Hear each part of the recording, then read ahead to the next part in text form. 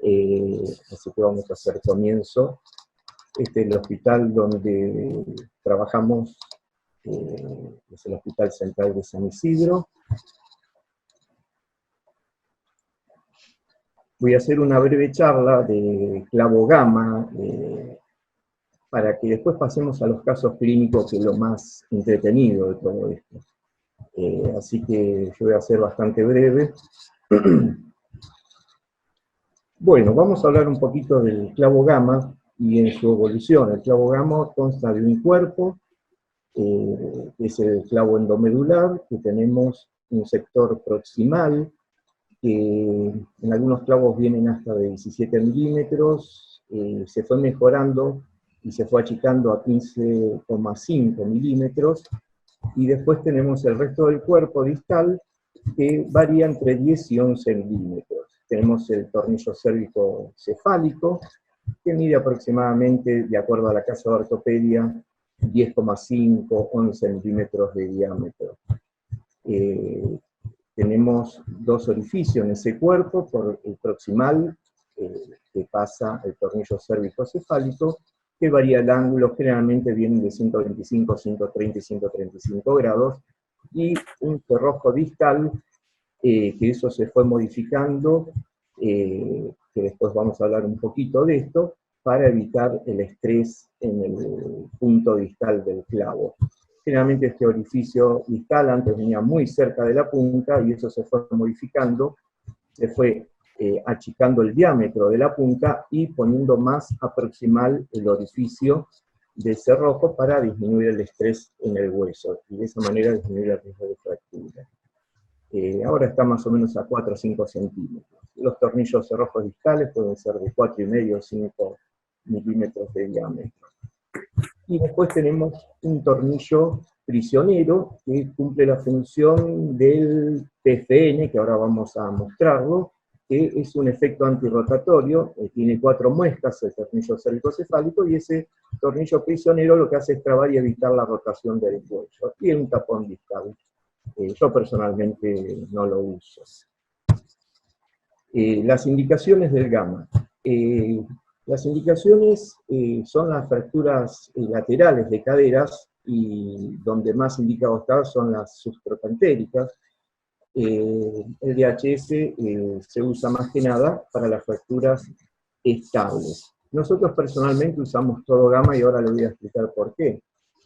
La clasificación que usamos es la de Evans. Evans-Jensen, cada uno puede utilizar la clasificación que mejor le dé el tratamiento y el pronóstico para los pacientes. Nosotros consideramos que esta es la que mejor nos queda. Algunos pueden usar la intertrocantérica de la clasificación de la O. Nosotros, en cuanto a las subtrocantéricas, usamos la de Saint-Seimer, otros usan la de Tromson, pero como dije antes, cada uno utiliza la que más cómodo y mejor pronóstico y indica mejor tratamiento. Los criterios de inestabilidad, todos los conocemos, fundamentalmente son 4, aunque a veces eso, ser femenino aumenta la inestabilidad.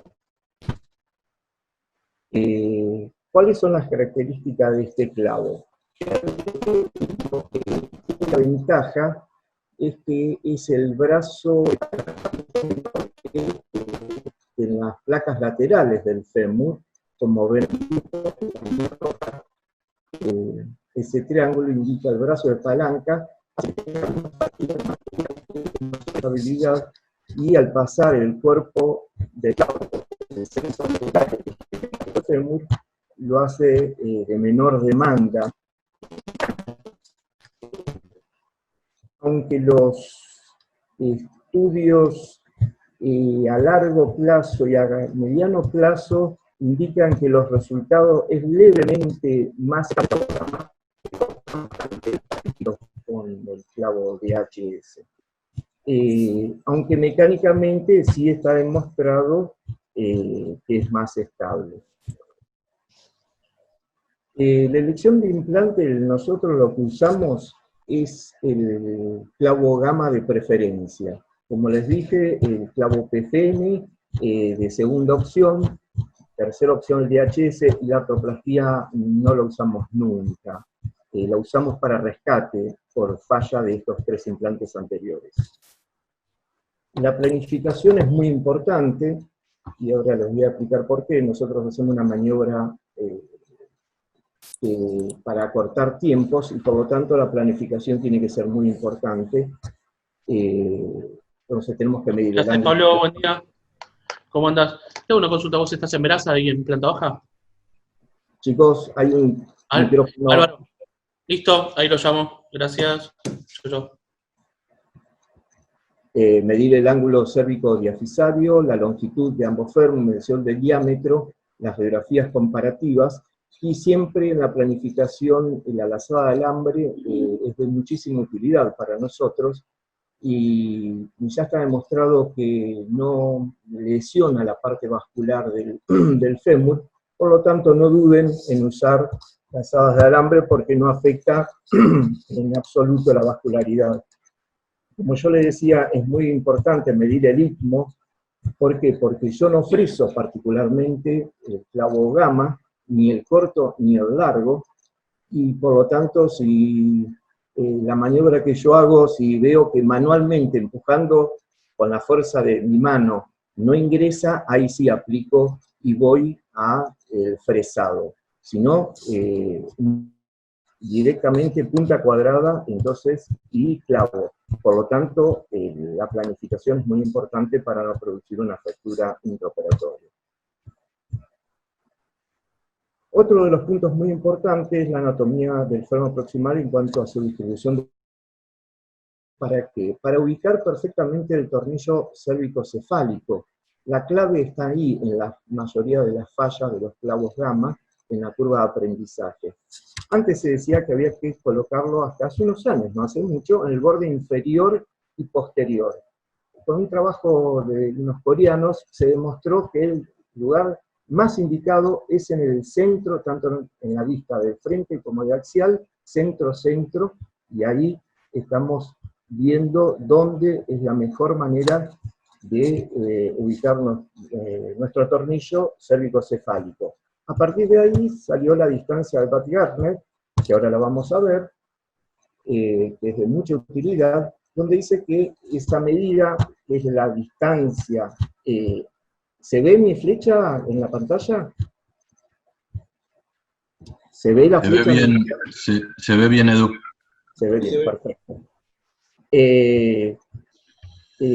Con respecto al ápice de la cabeza y la punta del tornillo, sumado en la imagen frente y perfil, o axial, tiene que sumar 20 o 25 milímetros. Algunos hablan de 20 milímetros. ¿Cómo se toma? Se traza una línea en el radio del cuello y paralelo al cuello, y eso apunta al ápice de la cabeza. Y después se mide con la punta del tornillo esa distancia, y sumada en frente y axial, tenemos esa distancia de 20 o 25 milímetros. Cuando supera los 25 milímetros, todos sabemos que el riesgo de Catau es alto.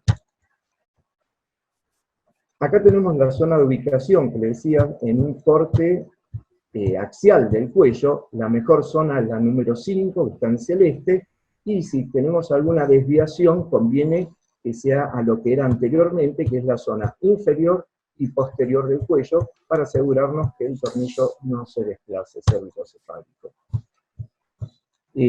Nosotros utilizamos en el posicionamiento camilla de tracción e intensificador de imágenes. Hay hospitales que no cuentan, por ahí acá en Capital o provincia no, pero en el interior sí hay servicios que no cuentan con uno con otro o con ninguno de los dos, y por lo tanto hacen el reemplazo total de cadera para evitar estos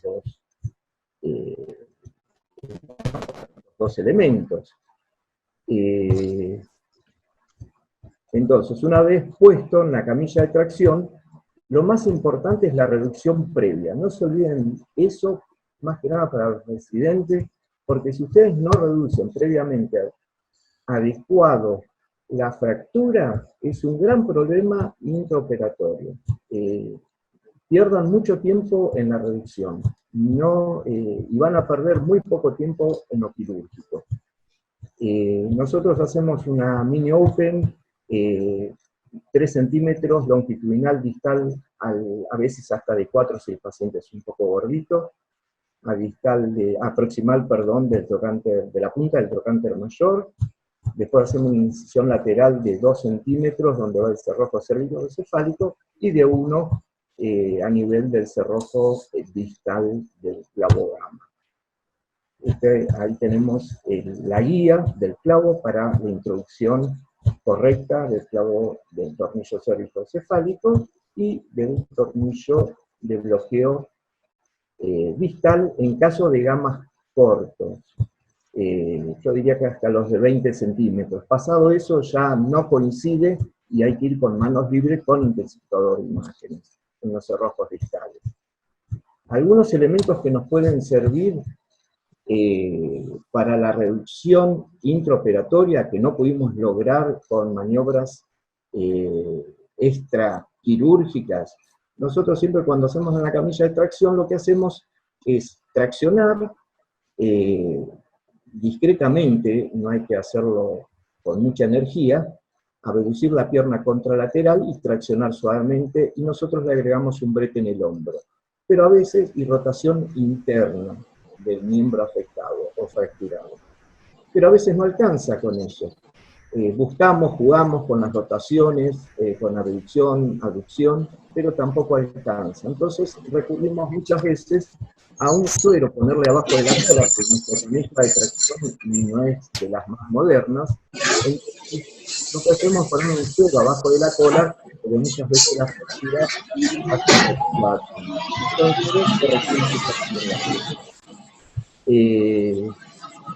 otra de las cosas que utilizamos intraoperatorios son los clavos de Jans o clavijas para hacer como joystick a nivel de la cabeza, y a veces los valvos no son adecuados, tenemos caderas en varo a pesar de la tracción, y con los joysticks podemos corregir eso. Las pinzas de tracción, que todavía no la tenemos y ya la conseguimos, que viene, las palancas de Hoffman, son de mucha utilidad también para la reducción de las fracturas. Siempre hay que contar con alambre, siempre es de mucha utilidad. Y ustedes verán el cemento. Yo para aumentación nunca tuve la necesidad de usarlo, pero sí lo utilizo cuando hago una vía por ahí muy posterior al ingreso con la punta cuadrada o muy anterior, y tengo que corregir eso porque el cefálico no me coincide con el cuello. Entonces lo que hago es con un poquito de cemento. Generalmente el mayor error es irse a posterior con la punta cuadrada. Entonces lo que hago es preparar un poquito de cemento. Yo personalmente prefiero con antibióticos, siempre me protege un poco más de las infecciones. Ocluyo hasta la mitad el orificio que hice inicialmente, y después con el cemento seco ya, polimerizado, voy con la punta cuadrada y corrijo ese error que cometí en una primera instancia. El objetivo del clavo gamma, como la mayoría de los osteosíntesis, la idea es obtener una fijación estable para que logre una movilización precoz, como de toda articulación, y una deambulación precoz, también del paciente.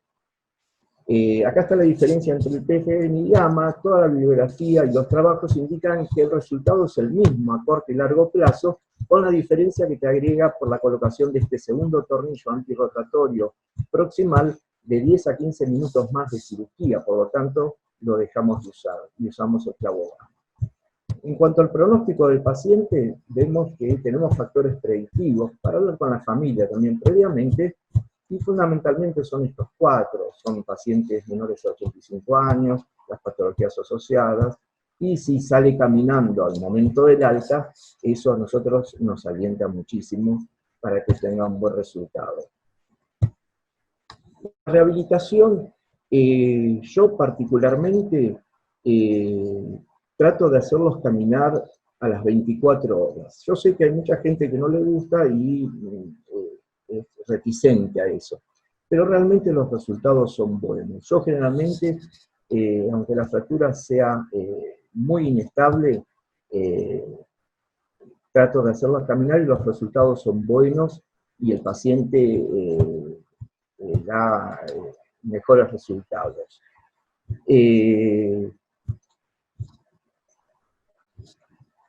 En cuanto a las complicaciones, como dijimos, el CATAU es uno de los principales, de las principales complicaciones que tenemos, pero con el índice de Wald-Gardner y ubicando correctamente el tornillo, realmente bajamos ese índice. Después tenemos la pseudoartrosis, producto que a veces nos olvidamos también de aflojar o sacar la tracción del miembro afectado, como rotaciones internas, que nos olvidamos de desrotar el miembro que lo ponemos en rotación interna, todo hace a que esa rotación también ayude a la pseudoartrosis, como la elongación del miembro. Va a quedar mucho más elongado si no soltamos la tracción. Esos son osteonecrosis, no tuvimos nosotros, pérdida de eficación va un poquito de la mano con el CATAU. Algunas veces nos pasó que se disoció, se desacopló el tornillo cérvico-cefálico del clavo. Las fracturas perimplante generalmente son por caída de los pacientes. Hoy por hoy, entre clavo largo y clavo corto, ya se demostró que el índice de fracturas perimplante es la misma, no hay diferencias, así que no estaría eso indicado como antes. En un momento se ponía clavos largos. Una cosita que me había olvidado, cuando ingresamos en la punta del trocánter mayor, como estos clavos tienen más o menos de 4 a 6 grados de curvatura en el plano frontal, siempre tratar de entrar en la punta del trocánter, y si hay una pequeña desviación, irse hacia medial de la punta del trocánter, tirando hacia la fosita, para evitar que el clavo quede fuera. Si uno entra lateral, el clavo se lateraliza mucho, hace mucha palanca y nos quedamos, hacemos una combinación de la pared lateral. Eso es muy importante. Ante las opciones de falla, como dije antes, lo que hacemos es reemplazo hemiartroplastia o artroplastia total, cementada o no cementada. Y las conclusiones que ante la bibliografía y nuestra experiencia personal, preferimos el clavo cefalomedular porque nos brinda mayor estabilidad y en verdad ante complicaciones preoperatorias, como digo, encontrarnos con fracturas que no vimos previamente. Nosotros normalmente tomografías computadas a las laterales no le hacemos para ahorrar un poco de costos, y como tenemos el gamma tampoco nos interesa mucho si las tiene, porque tenemos siempre clavos gamas cortos y largos para resolver cualquier instancia. Entonces, y la estabilidad que logramos con ese clavo, nuestra preferencia es el gamma. Aunque la bibliografía dice que la diferencia, como dije antes, ante corto, mediano y largo plazo, es escasa en las fracturas laterales, no así en las fracturas subtrocantéricas. Como ven acá, nosotros del 2013 tenemos el registro informático, antes no lo teníamos, pero nosotros a partir del año 2000 comenzamos a colocar clavos gamas, y como ven tenemos 507 hechos desde el año 2013 a la fecha, mayoritariamente mujeres. La mayoría de las fracturas fueron Van Jensen 3 o subtrocantéricas de esas fracturas. Esta es la clasificación que usamos en las patológicas, y bueno, como ven, el aprendizaje y la experiencia, todo lo demás es información. Pero esa información no hay que restarle mérito porque es la base de la experiencia, así que hay que tenerlo en cuenta. Muchísimas gracias y quedo abierto a las preguntas cuando los coordinadores inviten a hacerlas. Edu, te felicito por la charla, me pareció muy interesante. Gracias, Carlitos. Me presento, perdón que no lo hice inicialmente, yo soy el doctor Carlos Vega, hago cirugía de cadera y de rodilla, trabajo en el Hospital Bocalandro, en el Vicente López y en el de San Isidro, así que para que me conozcan. Edu, te hago una pregunta. Vos bien explicaste en tu charla que es muy importante la reducción de la fractura previo a la colocación del implante. Muchas veces esta reducción uno la puede hacer con la mesa de tracción y con el intensificador de imágenes, pero eso a veces no se logra y se elige algún método percutáneo y generalmente con eso se pueden reducir la mayor cantidad de las fracturas, pero en un porcentaje muy chiquito, y eso está reportado en la literatura, no se puede hacer y hay que hacer una reducción abierta. En tu experiencia, ¿en qué casos lo has tenido que hacer? Si lo has hecho en alguna oportunidad y qué tipo de fracturas son las que uno debería pensar que quizás tenga que hacer algún abordaje abierto para lograr esa reducción. No tuve la necesidad de hacer un abordaje abierto, tendría que ir a un abordaje anterior, pero no tuve la necesidad. Siempre pudimos con los shunts, usando como joystick, o con las palancas de Hoffman, pudimos hacer una reducción aceptable. Recordemos, ¿no?, que no es interarticular, por lo tanto, no tiene que estar osteocito con osteocito, por eso no tuve la necesidad. Yo particularmente no tuve la necesidad de abrir una articulación para poder hacer una reducción. Nosotros en una época que colocábamos muchos clavos tipo Jewett, estábamos muy acostumbrados y habituados a hacer un abordaje tipo Watson-John, que está descrito y hay algún trabajo publicado recientemente que algunos tipos de fractura, sobre todo los más inestables, o los multifragmentarios, quizás es una herramienta más que debemos tener y entrenar a los residentes para que eventualmente puedan hacerlo. Edu, te hago otra pregunta. No sé si lo nombraste en la charla, pero estos pacientes a los cuales vos le pones un clavo cefalomedular, ¿a cuánto tiempo los parás y los haces caminar? Sí, lo mencioné. Yo soy, por los resultados y por la bibliografía, yo los hago caminar a las 24 horas con andador. Sí, lo mencioné, Carlitos. Perfecto.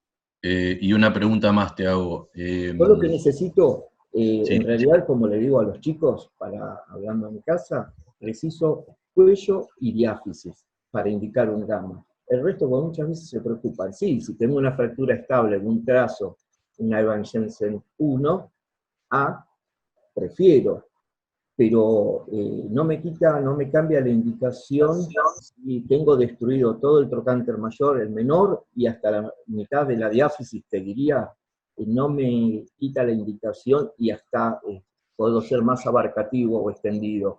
Yo diría hasta 3/4 de diáfisis le sigo poniendo un gamma largo. Bien.